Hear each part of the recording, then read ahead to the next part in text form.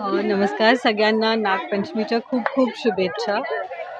लोकनेते श्री प्रतापसिंह मोहिते पाटील साहेब आणि आदरणीय आईसाहेब पद्मजा देवी प्रतापसिंह मोहिते पाटील साहेब ह्यांनी 30 वर्षापूर्वी हे कार्यक्रमाचं नियोजन सुरुवात केली होती. हे कार्यक्रम भरवण्याचं फक्त एकच कारण, कारण की नागपंचमी हा महिलांचा एक आवडता सण. महिला छानपणे तयार होतात, झोके खेळतात, फुगडी खेळतात आणि त्यांना असं एक छान व्यासपीठ मिळावं जिथं ते त्यांची कलासुद्धा सादर करू शकतील, म्हणून त्यांनी ह्या कार्यक्रमाची सुरुवात केली होती.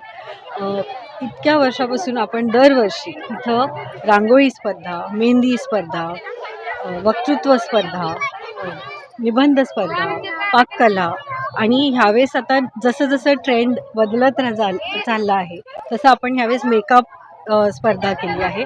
हे पहिलं वर्ष आहे. आपण ह्यावर्षी रील्सची स्पर्धा भरवली आहे.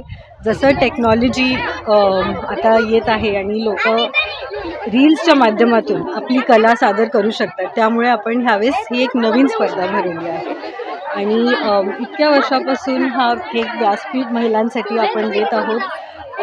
आदरणीय डॉक्टर धवलसिंह मोहिते पाटील साहेब हे जनसेवा संघटनेचे अध्यक्ष आहेत आणि ह्या संघटनेच्या माध्यमातून ही महिलांसाठी एक प्लॅटफॉर्म आहे जिथे त्या मन मोकळेपणाने येतात, एन्जॉय करतात, फुगडी खेळतात, गाणी म्हणतात, झोके घेतात आणि त्यांच्या ज्या आतल्या कला आहेत त्या सादर करतात.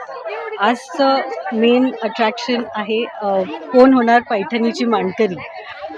महिला वेगवेगळ्या स्पर्धेत भाग घेऊन पैठणी आणि सोन्याची नथ हे जिंकतात. आणि महत्त्वाचं म्हणजे आपण जे आधी ऑलरेडी सांगितलं की रील्सची स्पर्धा आपण भरवली आहे. तर 1 मिलियनच्या वर फॉलोअर्स असणाऱ्या कंटेंट क्रिएटर सौ सारिका देवरुखकर ह्यांनी ह्या स्पर्धेचं परीक्षण केलेलं आहे आणि त्या स्वतः आज इथं बक्षीस वितरण समारंभासाठी येणार आहेत. आणि मोस्ट इम्पॉर्टंटली जे विजेते आहे त्यांच्याबरोबर रील करायची त्यांना एक संधी मिळणार आहे. सो आमच्या सर्वांकडनं आपल्या सगळ्यांना परत एकदा खूप खूप शुभेच्छा आणि खूप मनापासून एक आमंत्रण आम्हाला आपल्या सगळ्यांना देतो की आपण पण या आणि खूप आनंद घ्या. ह्या दरवेळेस आपण बघत आलो आहे की जे जे कार्यक्रम घेतले जातात तिथं बक्षिसं मोस्टली किचनमध्ये वापरण्याच्या गोष्टी असतात आणि ह्यावेळेस काहीतरी वेगळं करायचं म्हणून ज्या गोष्टी महिला स्वतः वापरतात, महिलांच्या उपयोगी येतील अशा काही गोष्टी वेगळ्या वेगळ्या आपण स्पर्धेप्रमाणे ठेवल्या. जनसेवा संघटनेच्या माध्यमातून वर्षभर खूप सारे कार्यक्रम होतात. संक्रांतीपासून जी सुरुवात होते, हळदी कुंकवाचं खूप मोठं समारंभ होतं, ते शेवटी 31 डिसेंबरला अकलूज फेस्टिवल अख्ख्या अकलूजकरांसाठीच नाही तर पंचक्रोशीतल्या सगळ्या लोकांसाठी आपण भरवतो.